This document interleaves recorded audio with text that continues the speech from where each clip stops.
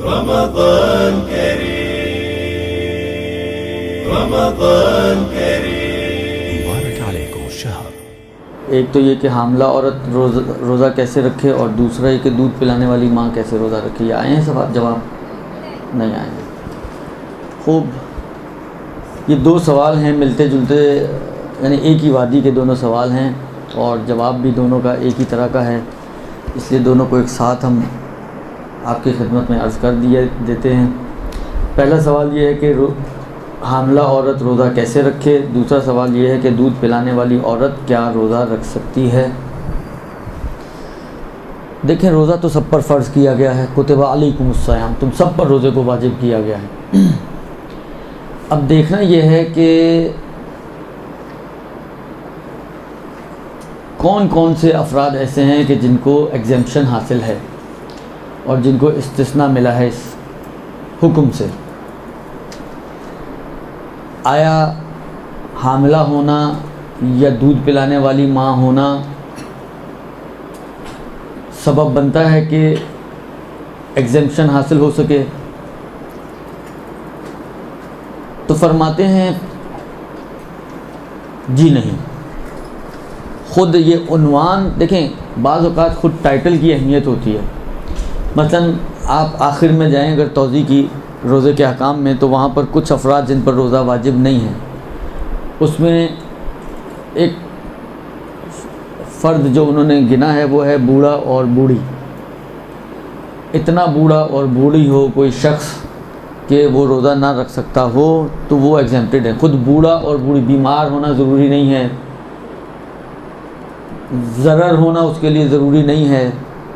خود یہ عنوان شیخ و شیخوخہ، بوڑھا اور بوڑھی، یہ عنوان کافی ہے اس کے لیے روزے کو معاف کرنے کے لیے اپنی شرائط کے ساتھ، چاہے وہ بیماری کا ذریعہ نہ بھی بنتا ہو، چاہے وہ نقصان کا ذریعہ نہ بھی بنتا ہو، لیکن یہ اگر اپنی شرائط کے ساتھ یہ عنوان وجود میں آ جائے بڑھاپا، تو یہ ان کو ایگزیمپشن دینے کے لیے کافی ہے۔ اولڈ ایج بینیفٹ ان کو مل جائے گا، درست، حکومت پاکستان کی طرح۔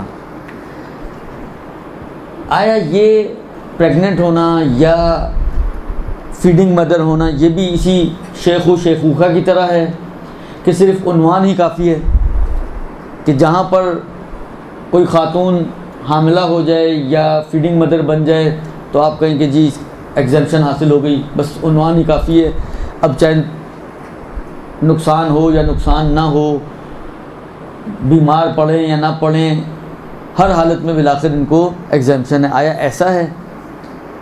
تو فقہ فرماتے ہیں کہ جی نہیں، یہ دو ٹائٹل ایسے نہیں ہیں،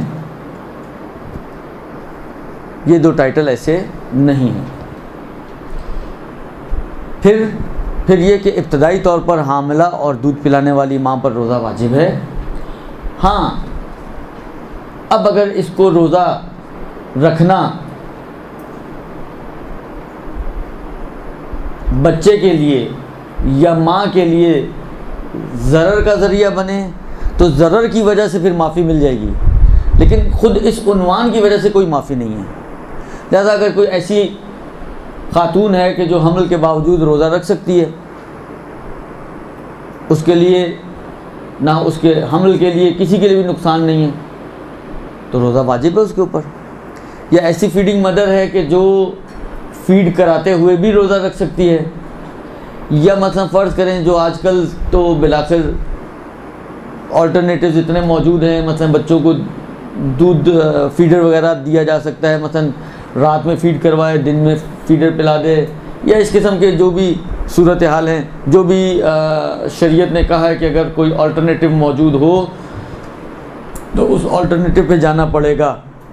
کوئی عورت مل رہی ہے کہ جو دودھ پلانے کے لیے تیار ہے اور شرعی طور پہ بھی اس میں کوئی قباحت نہیں ہے کہ دودھ وہ عورت پلا دے، تو واجب ہو جائے گا کہ آپ روزے رکھیں اور اس سے دودھ پلوائیں۔ خلاصہ یہ کہ جہاں پر بھی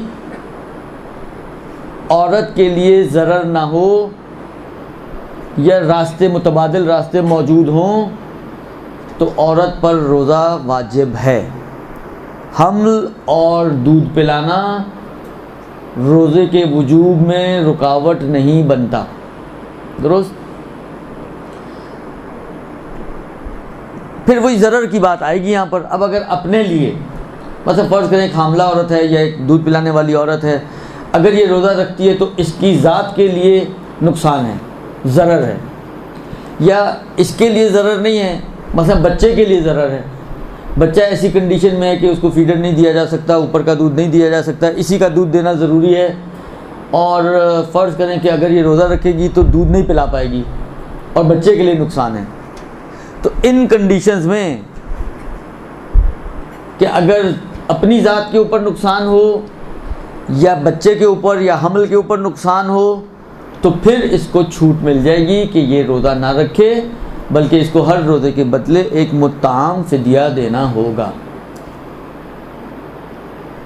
یہ ہے اس خاتون کا مسئلہ کہ جو اچھا اس میں بعض جگہ پہ احتیاطیں ہیں, بعض جگہ پر فتوے ہیں, لیکن میں ابھی احتیاط اور فتوے کو قطع نظر بات کر رہا ہوں. ایک عمومی حکم یہی ہے, کہیں پر احتیاط کی بنا پر ہے, جہاں پہ بچے کا مسئلہ آتا ہے کہ بچے کے لیے نقصان ہے وہاں پر احتیاطیں ہیں, جہاں پر اپنی ذات کے لیے نقصان ہے وہاں پر فتوے ہیں. لیکن بالآخر احتیاط میں بھی رجوع کی گنجائش کہیں ہو تو اس احتیاط کا فائدہ ہوتا ہے, لہذا اس لیے میں نے اس کو اتنا ہائی لائٹ نہیں کیا احتیاطوں کو اور فتووں کو. لیکن عمومی مسئلہ یہی بنے گا جو میں نے آپ کی خدمت میں عرض کر دیا.